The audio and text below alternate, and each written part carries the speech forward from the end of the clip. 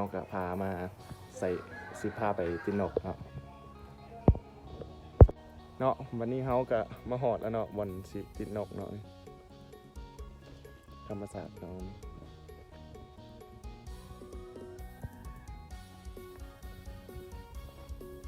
นี่ก็คือทีมงานของเขาเนาะนำเขาติดนกกับนำแบบแห้งๆหน่อยหนึ่งมาติดนกจะแบบน่าแห้งๆอย่างนี้เนาะขึ้นไปแล้วนี่เนาะถ้าเบิ่งตอนเขาติดเลยเนาะวิธีติดนกเขาก็บ่นเลยเขาบริเสธต่างเนาะเขาได้เลือกบ่นใดเขาใส่ต่างให้ได้ว่าเนาะซุ่มเบิ่งเขาบ่ได้เขาได้ใส่ก็บ่ได้เขาบ่ได้ใส่เนาะเขาก็โถมไว้เนาะวันนี้เขาที่ใส่เนาะก็ไฟอันนี้จะเอาต่างมาเนาะเราจะเห็นอันนี้เนาะสอนวิธีเนาะวิธีเอ็กนี่เนาะเบิ่งเนาะต่างมาเลยสมัยเนาะตัดไม้แบบใดก็ได้ให้มันเสือล่ำไกลล่ำน้อยแบบนี้เนาะติดเนาะกะบนใดมีนกละติดเสร็จเลย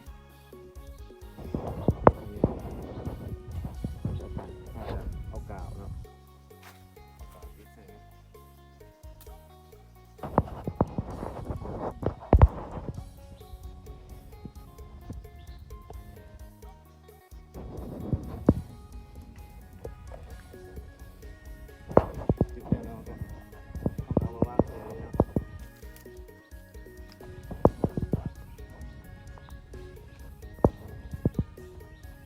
เราเป็นนกนี่เนาะอันนี้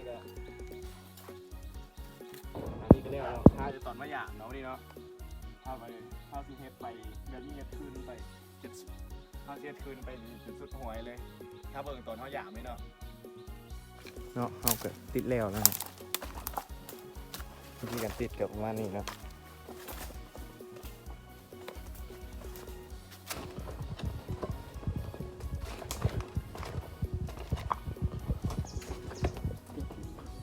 ใส่ตอนนะเสร็จแล้วลงมาได้ตัวหนึ่งเป็นนก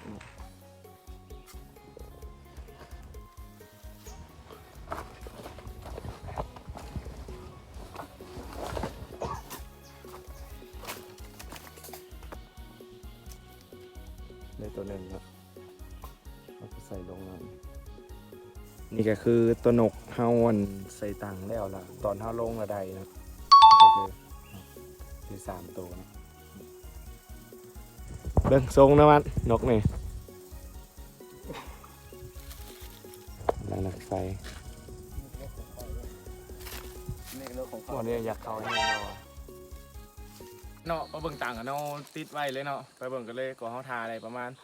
1 ชั่วโมง 2 ชั่วโมงแล้วไปเบิ่งกันเลย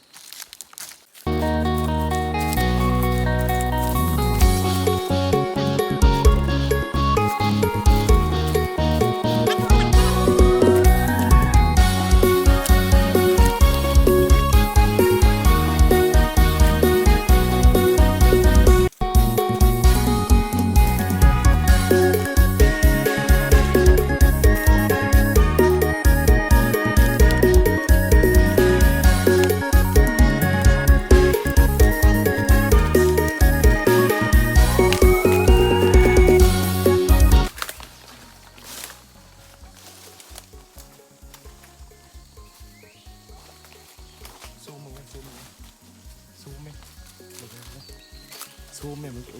ะซูมกับมันซูมมันบ่เห็นอีกเลย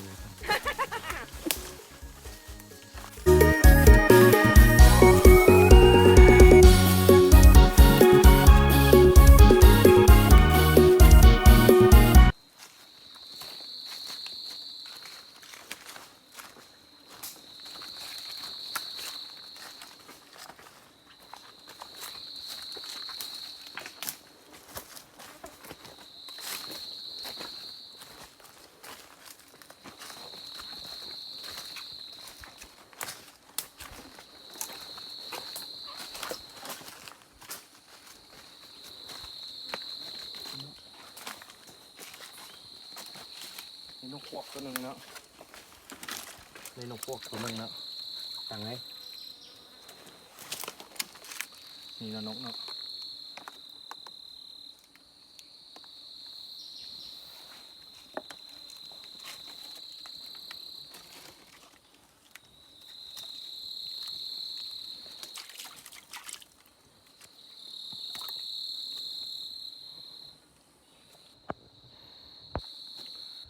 ตอนแบบสวยๆมันจะลงแบบเสียวหลายกับตอนประมาณตอนแรงเนาะนกน้อยเนาะนกใหญ่ลงประมาณตอนสวยตอนแรงละนกน้อยเนาะลงเนาะ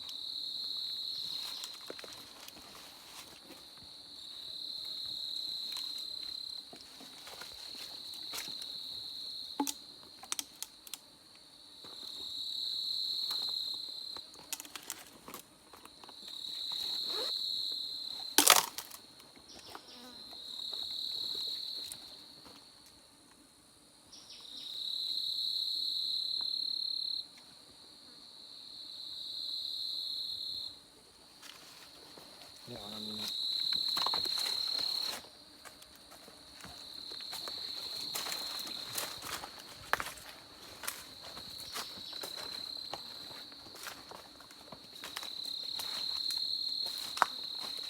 นี่เขาได้ทิศโอ้ยไม่ได้ทิศนี่ไม่ได้ทิศนี่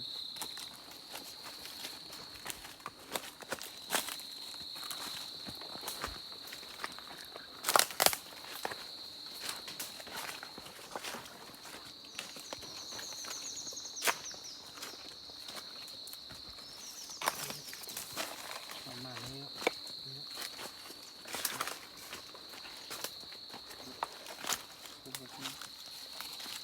แล้วนะ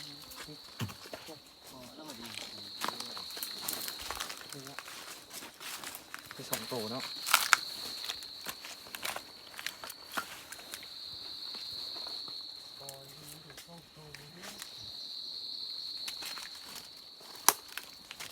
มาไม่ต่างมันเสื้อนะเด้อ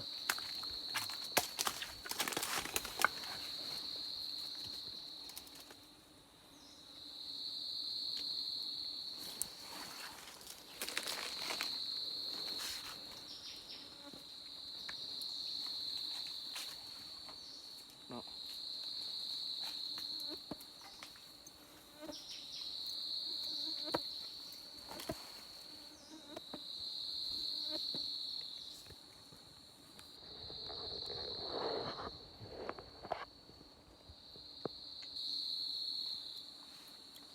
ตั้งอันนี้ที่ข่าวนี่เขาจะ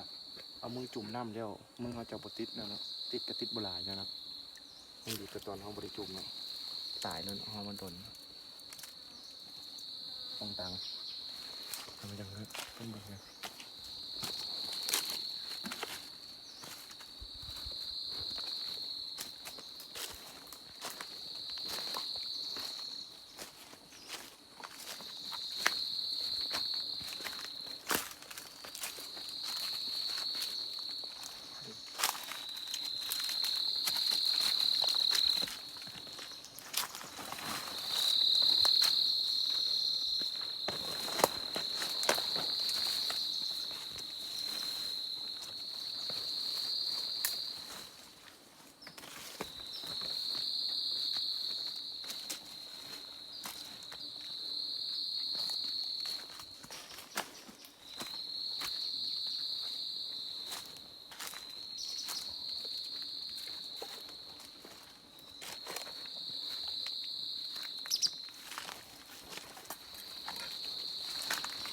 นี่เนาะคือป่องกาวเนาะเทกาวเขาเฮ็ดไว้ดักหนูกับดักแมงเนาะแต่จูเฮาละเอามาเฮ็ดดักนกกระไดเนาะ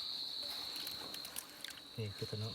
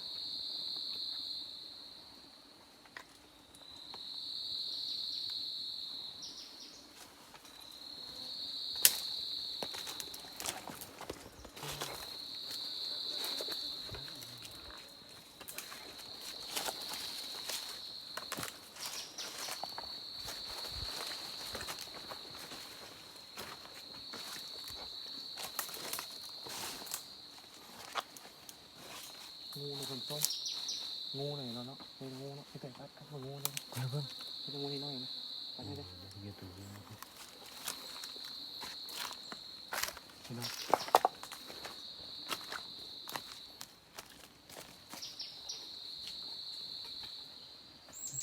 นี่ก็คือสัตว์ป่านะทุกคน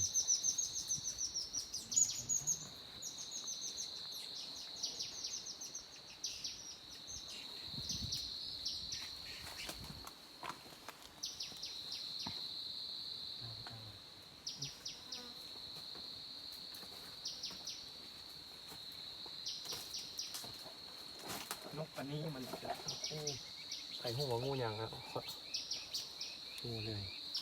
เดียวนี่นี่สดเป็นลิ้นได้น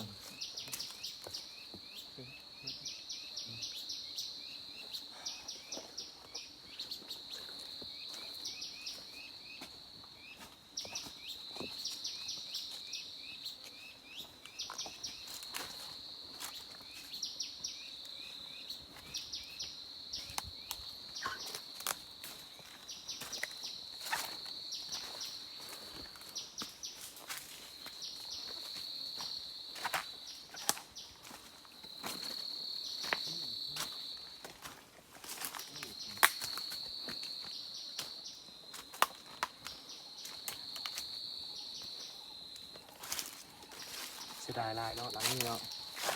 ไอ้ตะคนเนาะบ่ได้โตเนาะคงขนมันสิขนนกสามเนาะแต่มันบ่ได้ฮะเสียดายเลย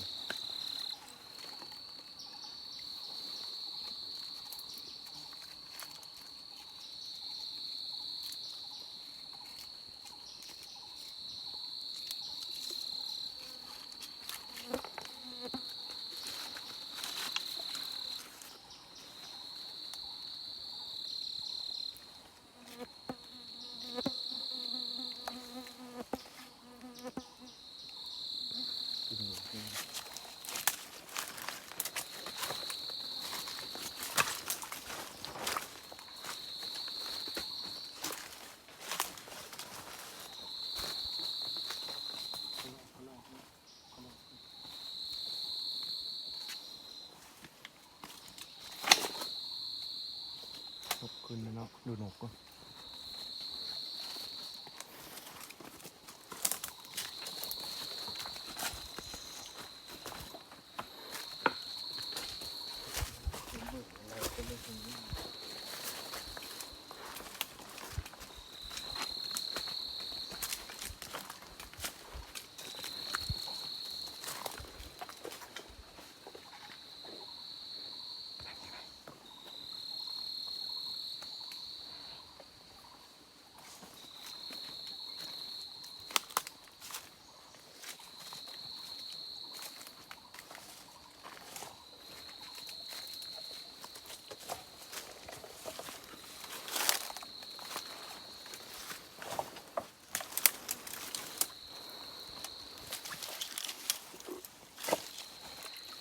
นกถิ่นนี้นะฮะมันจับยากมากเลยนะฮะแต่ผมมันสลาดครับผม Oh no สุดเมื่อครับบัดนี้ครับสุดแล้วเนาะสุดบนนี้เนาะห้าสิกับลงไปกลางเต็นท์เราดิเนาะลงกลางเต็นท์ใจได้เนาะเบิ่งที่นึกอมถึกมัจจุลางแล้วบ้าเท่มันสลาดกว่าเฮาเนาะ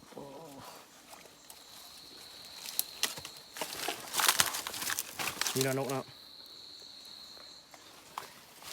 มันไม่เห็นจะโฟกัสได้ชงมันเป๊ะเลยอ่ะสู้ไปชงพ่อหรือว่ากันเจอ